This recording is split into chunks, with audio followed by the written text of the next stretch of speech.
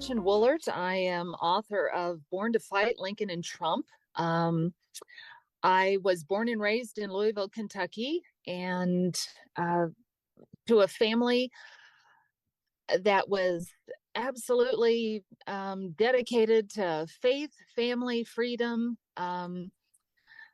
My family gave me, and growing up, a lot of uh, firm boundaries. They were very strict. And yet I remember having so much freedom to just learn whatever I wanted to learn. I traveled the woods and explored nature and library shelves, probably in the same with the same intensity.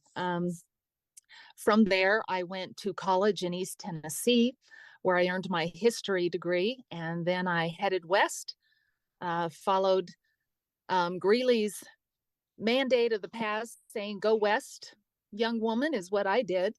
And ended up in Southeast Colorado. And I went back to school and earned an English degree at the University of Southern Colorado. Now it is Colorado State in Pueblo. Met my husband. And to keep a long story short, raised my children in a very similar way in which I was raised, on faith, family, freedom. And in Southeast Wyoming is where we set down roots, and they have since flown the nest, and they all graduated from the University of Wyoming and have families of their own now. And now my husband and I continue to work on the farm and ranch. And as a historian and writer, I combine my history and my English into one. I'm also an educator, and I teach classes in the local community college through the community education. I do various things in history, but also many other things that I am interested in. My husband and I have had 3 or 4 different small businesses, as well as the farming and ranching. And I do classes also on gardening, classes on different things like how to mount a pheasant on your wall. And so I've done a lot of things, and I love teaching, but I am most passionate about history and the teaching of history. And where I put this book, Born to Fight, Lincoln and Trump, is the incredible history that I saw with Abraham Lincoln, and when Donald Trump became president, the circumstances behind all of that. Thank you. And just as an FYI, I was born and raised in Wyoming. I was born in Rock Springs and grew up in Green River for a good part Okay. of my growing up. So what part of Wyoming are you from? The southeast part near Torrington, a little Okay. town of Lingle. Okay. Yeah. I'm very familiar with that area. So anyway, I just find that interesting. Um, so why don't you just briefly go into the whole premise of your book and share a little bit about what prompted you to write it, and also what your thesis is, make your case. Okay. Um, my intent was, well, let me begin here. Let's go back. It all started with the 2016 election. And what I saw, I knew a lot about Abraham Lincoln, and I noticed early in Trump's campaign, and then when he was elected, some interesting similarities. Number one, they both won with less than half the popular vote. Number two, they were both very tall with 10-year-old sons when they were elected. And number three, their first ladies were ridiculed by the press and Washington elites. And as I dove deeper into both their histories, I discovered a treasure trove of likenesses. I thought, could this possibly be true? Abraham Lincoln, anything like Donald Trump? And yes, after 4 years of researching and writing, I had 10 chapters filled with hundreds of similarities on so many levels. What I sought to do at the beginning was to actually reveal the men behind the myths. to discover the real person, not only who Abraham Lincoln really was, but also who Donald Trump really was. What shaped each man's character, especially that penchant for battle, including how they were raised, their personalities, leadership styles, as well as successes and failures. And my intent, I would say, in wanting, I want the entire nation to read this and really understand not only this historical figure of Abraham Lincoln, and even though what I reveal is actually the real common person that he was, not just this great American president, but that real man underneath. Um, President Trump spent his administration fighting constantly and daily a relentless American opposition while still accomplishing his America First agenda. And that wasn't unlike Abraham Lincoln, who battled literally an American opposition, the Southern Democrats' efforts to secede from the Union. And while he has his detractors, Trump has also secured a loyal following for standing his ground on issues he cares about, issues millions of Americans care about. And I believe he deserves an honest assessment of his presidency and its effects on our nation. I want to offer readers a deeper appreciation of American history as well. What we can learn from our past, what we can predict about where we are today. I believe history and the learning of it can be very predictive of where our nation may be headed in the future. And I hope readers will develop a deeper appreciation also for both Lincoln and Trump as American originals and presidents in very divided and turbulent times. Yes, I totally agree. They both were going back to our biblical roots a little bit and comparing not necessarily them to Esther, but for such a time as this. Exactly. I believe history is not made, first of all, by little things. History is made by great people in certain times, and it's made by great events in our past. And putting those things together is what has created, such a wonderful history, I believe, of America. Let me list some of those really similarities that stood out. I know a lot of people are thinking, well, what in the world can you find besides that they were presidents in such divided times? I don't think that's a stretch at all, but there are certain similarities that stood out, and there are hundreds and hundreds, but some of them included their ancestors were very ambitious, hardworking people with frontier spirits, very independent people. Both Lincoln and Trump were precocious and obstinate children. They both had charismatic personalities, which fed their showmanship tendencies. Lincoln actually could entertain large crowds of people wherever he went. And of course, Donald Trump entertains people on both sides whenever he speaks in front of crowds. They were both masters at media manipulation. Lincoln could use the media of his day to the very best benefit that he knew how, and Donald Trump actually used social media to the very best that he could in order, and Lincoln did this too, in order to get his message unfiltered out to the people. They both had a natural and sincere connection to the common people, even while they were in the White House. And I'll add, and this showed itself clearly during their administrations, which were marked by very, very divided and hostile elements, even, that Lincoln and Trump both had an unparalleled ability to fight adversaries confidently and with a never give up stubbornness. And they both had a laser focus toward that one goal, a return to American greatness. In the book, there are so many similarities like that. There are also those fun facts that really don't have anything to do with the men themselves or their leadership, but also, for example, both paternal grandfathers died suddenly in their 40s. Lincoln's grandfather was killed by an Indian, and Trump's grandfather uh, succumbed to the flu epidemic of 1918. Um, Things like their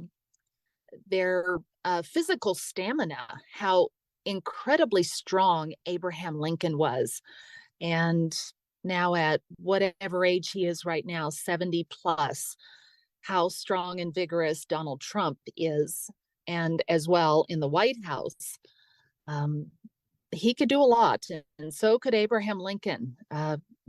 Very physically strong and capable.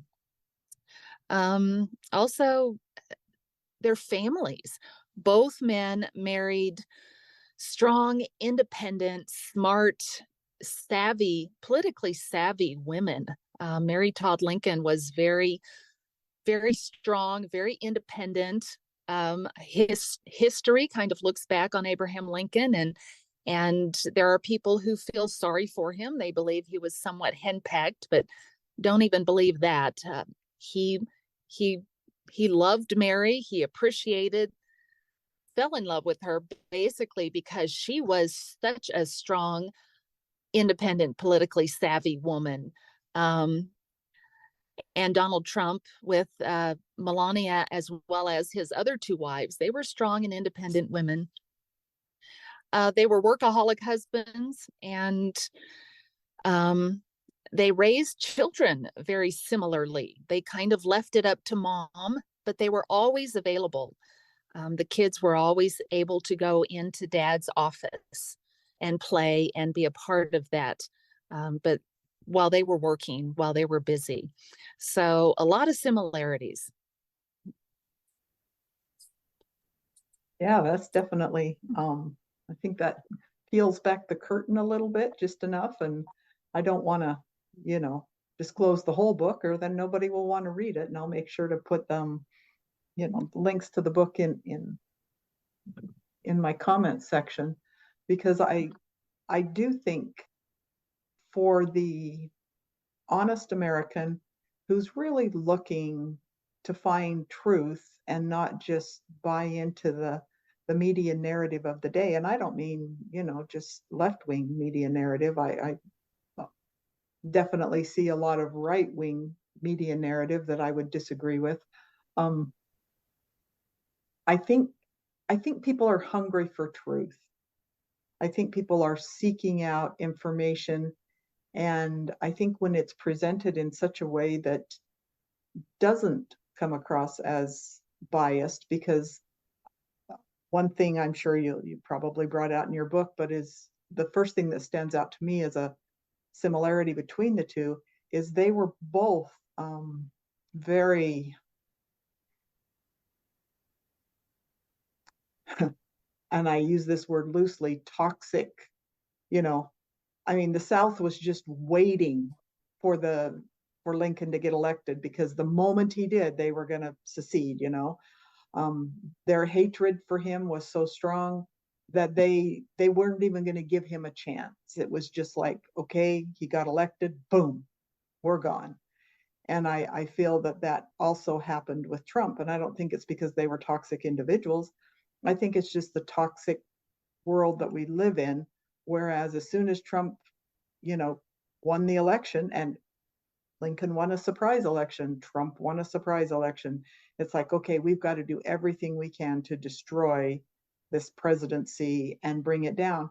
And even, people on the left nowadays will look back at Lincoln and say, oh, well, he freed the slaves. And many of them will say what a great president he was, and he saved the Union, and he did all these great things. But at the time, I mean, in my study of Lincoln, he was he was hated.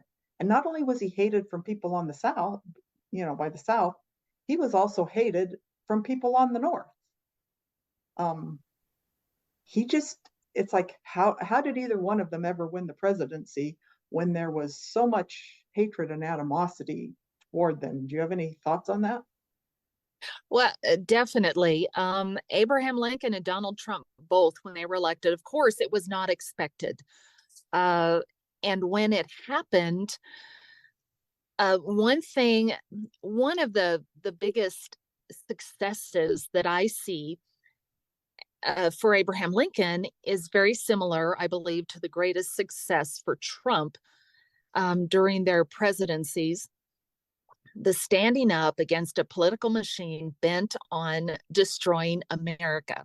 When the South seceded, they wanted their own nation. They were going to destroy the Union in order to have their own slave economy and nation. They were uh, just bent on having what they wanted. And Abraham Lincoln, his election was him standing up and saying, we are not going to go this route. You can't just do whatever you want. You can't have whatever nation you want. We are a group. And coming at it from a lawyer's standpoint, he said, two people in a contract, you can't just say, I'm done. It takes everybody to agree to that. So, we're going to fight this out. He stood up and stood in the way of them having their own nation the way they wanted it. And that's what Donald Trump did. He stood up and said, no, we're not going to go the route of socialist America. Uh, we're going to make America great again. It was becoming weak in his opinion. It was two Americas, one that believed in traditional values and standing for the American flag, founders, history, and another one that believed that elites should lord it over the masses, and globalist, and all of this stuff that goes on with that. So, and he stood up to that. He, if Hillary Clinton, I believe, had won the presidency, we would have been in uh, a time of history in which America could not have come back to that America first. We were headed to a very socialist, liberal left agenda that was moving away from patriotic history and what many Americans have stood for, Christian values and things. So the standing up to that, I believe, is a great success for both. That their simple election was enough to infuriate those who believed that they could take America in another direction. I think the Democrats today and the liberal left, and you're right, they got it from both sides. Abraham Lincoln called it the fire in the rear whenever he was not only battling in the Civil War, the Southern Confederacy, but also those Republicans and Democrats in the North who did not want secession, and yet they were making it very difficult for him, he believed, to fight it. And why don't we all get on the same page? But he had a lot of criticism. And of course, Donald Trump, it's amazing that he accomplished as many of the promises that he promised when even Republicans were having an issue with a lot of the things that he did and said. One thing about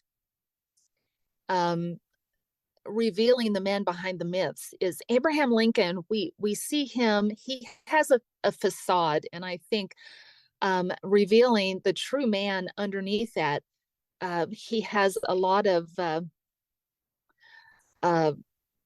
humility that hid his ambition and his ego and his arrogance. Abraham Lincoln actually was believed that he was a genius, but it didn't work for him. He pretended, he often portrayed that humility. And Donald Trump, it's kind of the other way.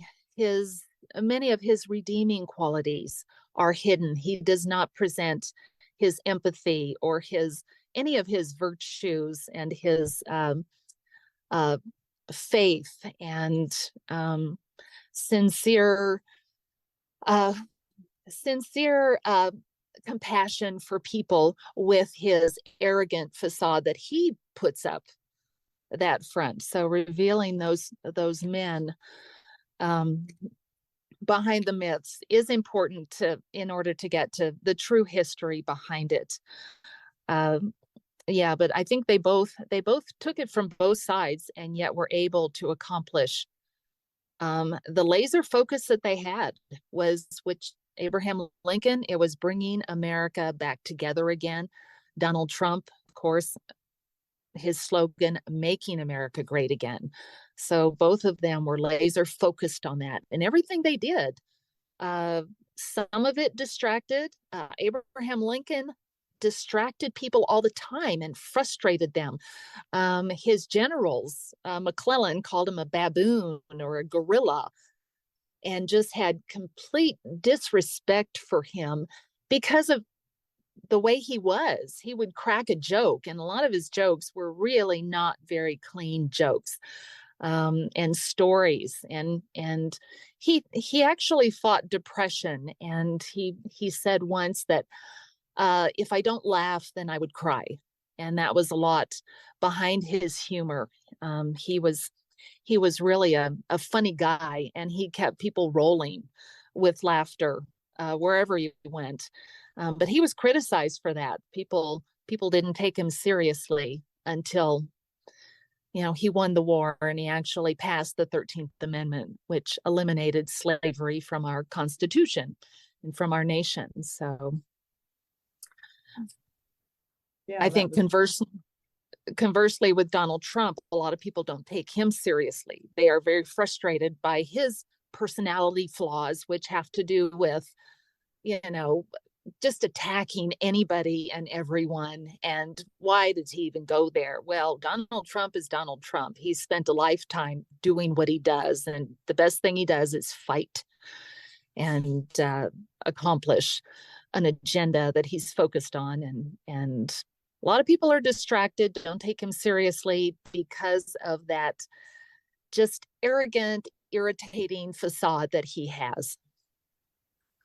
yes, and I find it interesting because, like we briefly touched on before we actually started recording here, I had mentioned that there were many of the Confederate soldiers who fought, for the Confederacy that did not believe in slavery, but yet they would give their life for it, which was kind of odd. And, like, okay, why would they do that?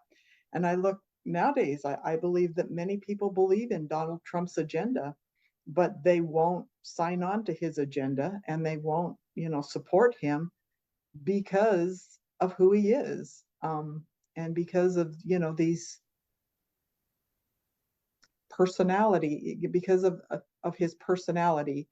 And I mean, I'll be honest, I didn't vote for Donald Trump in 2016. I did in 2020.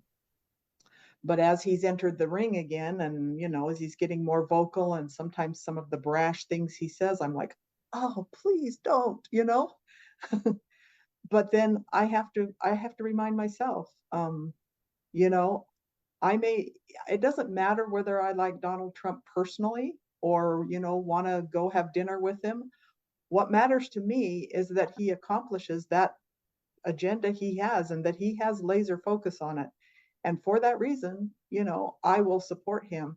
And I think that, had media have been more prevalent, and back in Abraham Lincoln's day, if those soldiers who fought for the Confederacy would have known more, and been able to have more access to more information about the North and about Abraham Lincoln, and what they were really trying to accomplish, maybe things would have been different. I don't know. We can't go back and rewrite history. I'm not a believer in rewriting history. But I do think that, we need to look at things through a slightly different lens. A lot of the reason I don't want to rewrite history is because I want to learn from it. I want to go back and say, okay, these are the things they did right, and how can we emulate these and move forward? And these are the things they didn't get right. And so, how can we make changes? I don't want to rewrite it. I just want to recognize it for what it was. Yes, I am absolutely with you there. A couple of some similarities in you're talking about the Confederate soldiers, and you're right. It wasn't all about slavery with them. For decades leading up to the divided Civil War times, in which, it was just that one election that triggered the absolute separation, and they're wanting to have their own Southern Confederacy. Uh, Slavery, and I absolutely believe, yes, slavery is the reason we fought the Civil War. But leading up to that, all of the Democrat slave machine propaganda and talking about it in terms of it is our right and it's in the Constitution that we can own property and you cannot take it away. Um, Lincoln admitted that, well, I don't want to take it away. We're not going to mess with it where you have it, but we don't want it to go into the new territories. And that was the Kansas-Nebraska Act, the whole idea that we're going to let Kansas and Nebraska people decide if they want to enter as a slave state or a free state. Um, the Dred Scott decision that said the Supreme Court said the that's actually what got Abraham Lincoln back into the political fray, was when the Supreme Court said, Dred Scott, you're a black man, you're a slave, you have no rights as a citizen. And that's basically it. And that brought him back in because he said, wait a minute, that's not right. And then slavery and anti-slavery had to come to a head. Anti-slavery wasn't popular 20 years before the Civil War. It had to foment, it had to become popular. Different things in society do that. The Uncle Tom's Cabin and other books that presented slavery with not just this economic system, but also the reality of what it did to Black people. It had to help American citizens become polarized. We're against it. And then, of course, those in the southern states were absolutely for it. And the fight for most of the soldiers was that the northern states were trying to tell us how we can live. And they believed it was about their freedom and their states' rights. And it was about slavery, their right to keep their slaves. But most of the soldiers were passionate about, this is my state, and I'm not going to have a group of people in the United States determine what we can do, whether they had slaves or not. Most of them didn't, but it was the passion around that. And it was not about slavery to them. It was simply fighting for what they believed was their part of the nation. And at that time, it was their nation, um, fighting against the North. Uh, but we see America today, the extreme polarization of two sides. There are two Americas, two people. What direction do you want it to go in? For the last 30 years, it has been increasingly becoming apparent the way public school systems are now embracing the liberal agenda, the media embracing the ideology of the left. Those divisions that are picking sides in the American people have gone in those directions as well. Just so happens that I think Marjorie Taylor Greene was talking about, well, what if we just kind of divorce each other? And, and I'm thinking, what secession? Abraham Lincoln kind of put a stop to that. It's not possible. People wanting to get out of a contract, just one side. Um, but it's not along sectional lines like it was in the Civil War, North against the South. It's rural versus urban, and it's coastal versus the center of the nation. So there's no.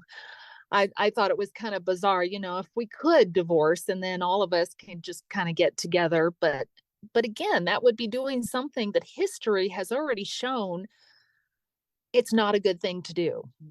Abraham Lincoln put a stop to that, and I just don't think it's possible today to even consider something like that in our history. America, Abraham Lincoln put it best. He said, "A house divided against itself cannot stand.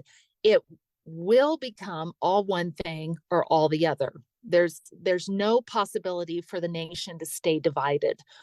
The crucial point was the Civil War back in the 1860s. In order to put the nation back together, one side had to be conquered. Abraham Lincoln presided over that. Our divided nation today, do we see a climax coming, that type of fight coming? The only reason the Civil War happened was because Abraham Lincoln, he stood up and said, we're not going to do this. He was elected, and that was his opportunity to say, we're not going to do this. He almost lost the nation in the interim before he was inaugurated, because there were Republicans and Democrats. Everyone was saying, you can't stop them from leaving. There's nothing we can do to stop them from leaving. And Abraham Lincoln said, no, we're going to stop them. And he did. He's really the only one person who had the power to do it. Do we have another person today who can say, wait, we're not going to take the nation in that direction? Donald Trump stood up and said, no. He stood up and did it once. He had 4 years, and he's not done. He's still standing and fighting. I believe many, many Americans are wanting him to take up that fight again. They see where the nation will be going if he does not stand up, if someone else does not take up that stance and say no. According to Abraham Lincoln, the nation will go in that direction. So there we've got history.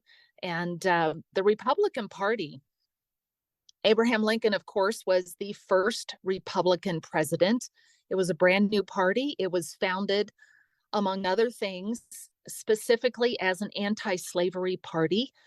And it was the antithesis, pretty much, of the Democrat Party. Donald Trump, I think, is the Republican Party leader today. And I've thought back on history, because there are other things in history in which you've got someone who even the Republicans, many of them do not want him to be the leader. And that was the same with Abraham Lincoln. But we've got a Republican president back in the early turn of the century, Theodore Roosevelt, who was very progressive. He actually wanted to move the Republican Party, which historically resists moving away from the status quo. But Teddy Roosevelt wanted to do it. He wanted to fight for the American worker, to make working conditions better for just the everyday working man. And that was progressive for the Republicans. The Republicans of that time were big business, and that was the Industrial Revolution. And it was something Teddy Roosevelt did and said, I don't care if you, Republican Party, don't want me to do it. I'm going to do it because it's the right thing. But what happened was he ran again in 1812, and though he won all of the primaries, the Republican Party did not give him the nomination. And I think if And that was the fault of the Republican Party. But they don't want to go, he just rocked the boat too much. They didn't want him as their leader. And I see a similarity with Donald Trump. But one thing about Donald Trump is the Republican Party leader is, first of all, he has such a huge following from just ordinary American people. He's fighting for what he says the common man, for the America that he grew up with, for Christian values and patriotism. He interrupted the Democrats' slow, steady takeover of our traditional patriotic America by standing up. Just like Abraham Lincoln did, he revealed the deep state also and rhinos that are within the Republican Party. He's a political outsider. He confronted the GOP about not fighting back with equal intensity. He actually brought free speech back. It made a comeback under Trump. He spoke openly against political correctness and cancel culture. Simple things like saying Merry Christmas. How many of us thought that was a thing of the past during Barack Obama's presidency? He awakened the nation of Americans who believed that their values were being demolished by a government that no longer was of the people. And Trump showed the Republican Party actually how to fight. He set the example for new leaders to stand up against the liberal left and corrupt government. Even those in his own party. One thing about Donald Trump, he doesn't care who you are. He is the least prejudiced person ever. It doesn't matter what color you are, what race you are. If you're wrong, if he thinks you're wrong, he's going to nail you on it. So he's very transparent that way. A lot of Americans actually believe that he's one of the most transparent and honest presidents in our history, simply because whatever he thinks comes out his mouth. So take that for whatever it's worth. But he showed the Republican Party how to fight. And I believe we have new representatives in Congress that learned from Donald Trump how to stand up and simply, fight with equal intensity, whereas the Republicans would tend to not want to rock the boat. But I think he's the national leader who is most feared by the liberal left. He can accomplish great things in the midst of chaos, opposition, with that laser focus we already mentioned. He already has behind him a slew of promises made, promises kept, and he's tireless. He will never give up because that is the kind of man he is. It's the kind of leader he is. He's a master negotiator. He wrote the book on it, and he built businesses on it. And he's a fighter. He's the toughest Republican fighter right now that we have seen since, I believe, Abraham Lincoln, in such a divided country that we have now. Yeah, I agree. There's a lot there to digest, and I think about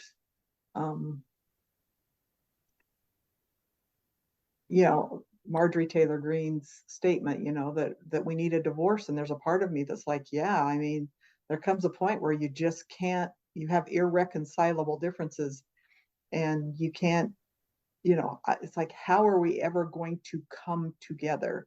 How are we ever going to be able to reconcile our differences? I know that the period of Reconstruction after the Civil War was not as violent in terms of people dying and all of that type of thing, but it was every bit, if not more, tumultuous than the war itself. And whenever you're trying to make that kind of change, you're gonna rock the boat, and you're gonna make a lot of people upset. And I think that's what Donald Trump does. He doesn't just make the Democrats mad, he makes the Republicans mad, he makes all the establishment mad, all these people who've been grifting off the government for years and years, and benefiting from all these wars and benefiting from all of these government programs, and the revolving door between government and these big businesses, big pharma, big tech, big whatever. he calls people out on it. He's just like, hey, this is what's going on. And so he's up against tremendous opposition, and it does take a special kind of person. I heard, and I don't know the exact number, so I could be wrong here, but I believe within the last couple years, he has been engaged in over 100 and some different lawsuits of people filing suit against his family personally, um, and professionally, his business, and his family members who are just criticized at every turn. you know I just think, oh my gosh, I certainly don't have the backbone to do that. And what little bit I am asked to do is sometimes more than I think I can handle. So I don't know, what the answer is. And I hope your book maybe sheds a little light into what the answers are, because even though Reconstruction can give us somewhat of a model for, rebuilding, I do know that it was in the 1980s I went to Atlanta. And I mean, coming from the North, basically, I mean, I was from Wyoming and Alaska. I didn't consider them the North. I consider them more Western states. I didn't really understand the depth of hatred that existed. And this was in the 1980s, and I went and visited some Civil War sites. And these people in the South were speaking as if the war had just recently ended, and they still held a lot of hostility and anger toward the North. And it took me a long time to really understand that, until I live in the world where I do today. And I find that although I 100% totally do not agree with slavery, it needed to be abolished, I'm on Lincoln's side, I understand the South. I feel like my state's rights, my sovereignty is being violated by people who want to pass laws that will force me to live a way that I don't want to live, and that will impede my ability to um, achieve the goals and dreams that I have set for myself, because of their heavy-handed regulations and taxes and things like that. So, Right. And just learning from history, thinking about you saying, well, the South, a lot of them were still very, very prejudiced and very bitter. It was a tough pill to take. They lost the war, they were conquered by Abraham Lincoln and his army. And we can look in history. There are places where we can see that. World War One, Germany was conquered. The reparations and the things they were forced to do, you can see the humiliation in that. People don't let go of it quickly, and Germany did not. It festered, and the economic crash that happened um, was just ripe for a leader like Adolf Hitler. Winston Churchill saw what what could become. He is one who really learned from history. He saw World War One, and he tried to tell everyone, you guys are setting this up for another huge conflict. And he was a great historian, and but no one listened to him. Of course, when we go through living our lives, we don't see necessarily what is going to happen today. With the 24/7 news cycle, we're so distracted. Not only the people who make the news, who report the news, who spin the news, they're on to the next day by the time something happens, and we're all distracted by little sound bites. But learning from history is important, and it's critical, but so few people do it. If only more people would do it. But as far as bringing our nation back together, we could look at history there too. Our nation has been here before, in a place where there's a divide. And can we even name one commonality, one thing that is similar between the two American peoples, and where they want to go, and the leadership of such? And is it possible? Or does there need to be a conflict and one side has to be beaten? It's we can look at history and conjecture about it and see where our nation might be headed. um, it's just it's there, and I personally believe there's going to be a great conflict. I'm not sure in what form it will take, but I don't think it's possible for the nation to come together. I think it needs to be like in our American history. The Civil War happened in order to fight for one side, and it came out victorious, and that may need to happen again, Yeah. 150 years later. Yeah. And I think, well, and I see a lot of different, things out there, like Marjorie Taylor Greene's solution. And, I can see that to some degree, as I heard her expound upon it a little bit more and explain exactly how she thought it would work. And I thought, yeah, well, there's possibilities there. But the other things that I see are like the eastern half of California is really close to saying we want to be New California. And, the eastern half of Oregon is like, we want to be part of Idaho. And the southern part of Illinois is like, we want to break away from the northern part. And the And my western part husband of, is from Colorado, and the entire eastern part, east of the Front Range, want to be their own nation. And we can look at history there. West Virginia, well, West Virginia broke off from Virginia because they were not a slave holding part. They went with the North, but it took the Civil War and kind of some finagling to do that. So I'm not sure anything like that can happen today, but it's interesting to think about. Just but look into history, seeing it, if it's possible based on what has happened in the past, or can we uh, cover new ground. yeah, California is actually following the West Virginia model. Idaho and Oregon kind of have a slightly different model. They're kind of incorporating Washington into that. I guess that part of it would just be absorbed by Idaho. But, there are different ways of doing it. And what that would do is, I mean, honestly, it would upset, because we are not a democracy, we are a constitutional republic.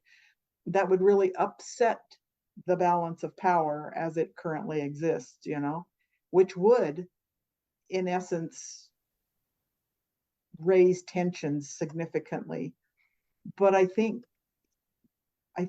just the mere fact that these things are happening, and then of course there's Texas, and they've been talking about this for a long time, is like, no, they want to totally break away from the United States and become their own country. Well, that's happened before. Yeah, it has. And, just the fact that these things are getting, I mean, significant more traction, and they they're becoming closer and closer to reality. I don't know what the answer is, but I do know that the divisions have gotten so great that I don't know what the answer can possibly be to, work through these issues. I haven't heard anybody yet come up with a solution um, that definitively says, okay, we can go down this road, and if we follow this blueprint, we're going to be fine. Um, if we follow history, we're kind of in trouble, because I think you're right. It's going to be, and I don't mean a shooting war, but there's going to be a lot of bad blood, and somebody's going to win and somebody's going to lose, and we're going to go through a period of reconstruction, and I don't know. What are your thoughts? Well, I definitely, see prior to the Civil War, America since the founding um, have gone for compromises. One state would be entered as a free state, and then it would be offset by another state entering as a slave state, so that the balance of power over decades and decades uh, was there were compromises. The Missouri Compromise that slavery would not go north of this line. And then, more territories moving out to the west. It's simply, compromises. Our people are used to that. It's politics is used to be basically compromises. It still is to a certain extent, but it reaches a point where, okay, we're not going to compromise anymore. We believe, and Abraham Lincoln basically reduced one thing he did, and it's exactly what Donald Trump does. He always tried to reduce whatever the issue was to its simplest terms so that the American people could understand it. And he basically, in his famous debates with Stephen Douglas and whatnot, he said, slavery, you believe it's right and ought to be extended. Slavery, we believe it's wrong and should be contained. And that was basically what the Civil War was about. He reduced it to those terms. But there was no more compromise. At some point, the Southern Democrats, slaveholding, plantation economy, they said, that's it. We're not, we can't have our way. We don't think Lincoln is going to let us have our way. So we're going to just decide to do it our own way. If we're at that point, I think history does teach us there is going to be some type of conflict. Either the America as we were founded and have come to this point, it's either going to disappear under leadership that wants the globalist socialist society, or the American founding patriotic Christian values is going to somehow prevail. So, I don't want to predict something, but I think it is coming to that point. One side is going to win, and it's going to be a fight. What nature that fight takes on, we don't know right now. The left is trying to make the word fight mean something completely different than we believe it is. Standing up and saying we're not going to stand for this, I call that fighting. They're trying to just make it so that protests from the right are this terrible, awful thing against democracy, but protests on the left, well, that's legitimate, and they can be as violent as they want to be. So all of those differences, and I see propaganda coming into it. It's just the way of nations. Marjorie Taylor Greene's thing, I don't think it can happen. We end up becoming Europe with all of these little pockets of nations with borders and nothing in common with the people across the way. I just don't see that happening. It's interesting. It'll occupy people's thoughts and minds for some sound bites, but it's a fight. It's a fight between two different Americas, and the one that wins is the one we're going to leave to our children and our grandchildren. I think it's really as simple as that we are at a point in history that is similar to the Civil War and what Lincoln fought. Yes, I agree. And on that note, I think that's where we can go from here is, I agree. One side's going to win and one side's not going to win. And it's going to be a period of reconstruction and a period of rebuilding. And that's what we're going to leave our children. So I hope that the outcome, that it's something that we can be proud to leave our children. I agree. So I'm with you. I like people with backbone. I like people that are fighters. I like people that are willing to stand up for what's right. And so we'll see where it goes from here. But yeah. What's the name of your book again? It is Born to Fight, Lincoln and Trump. Okay. Yes, and I assume it's available on Amazon and It is, yes. Yep. okay. Okay, good. Well, I encourage everybody to get the book and read it because I think, there's a lot to be learned whether you support Trump and whether you believe that he has a lot of similarities to Lincoln. I think there's just simply a lot of history that we can learn from. So thank you for your time today. I appreciate you taking your time to talk with me. Thank you for having me anytime. I really enjoyed it. All righty. We'll talk to you later. Okay, thanks a lot. Bye.